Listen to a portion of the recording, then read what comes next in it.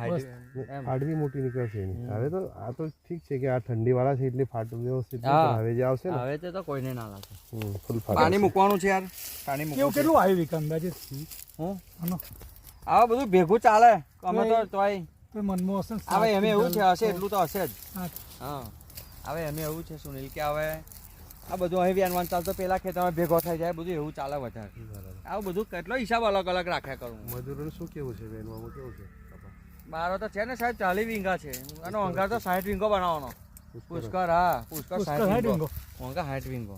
પુષ્કર જ બનાવે પણ નહીં. હા ઓછા ખર્ચે પાકા હોય તો 40 ને 20 60 ને 10 70 વીંગો થશે કદાચ પુષ્કર. 70 ખેડૂતને તો ઓછા ખર્ચે અને આવા ખરાબ વર્ષમાં બનાવો હોય તો પુષ્કર જ બનાવે. કેટલી વખત સ્પ્રે માર્યા છે મયુરભાઈ? આપણે 5 હશે બહુ તો બહુ તો બહુ પાછ બસ. અને આપણે તો વીંગે 2 પંપ ના સ્પ્રે હોય વધારે ના હોય. બાપા 2 પંપ ના સ્પ્રે હોય આમાં પણ ખબર જ છે એને ઓગાળવાની ફક્ત. હા નહીં મારતા ખરેખર. જો ને આ છોડવા કેવા પવનથી હવે એકદમ આ પવન ને નમી ગયો કાપા. પવનથી નમી ગયો નહીં તો ઉભો પેલા રાતે વાવાઝોડું આવ્યું ને એમાં પવન નમી ગયો. એ નમ્યો ના હોત તો અત્યારે આપણે દેખાત ના.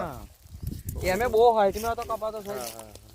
કપા બહુ હાઈટમાં હતો. જો ને આજે 150 ઉપર જીંડવા છે એક છોડ. બિયારણ નંદાયું તમે? નંધાઈ દીધું ને આપણે. કોને?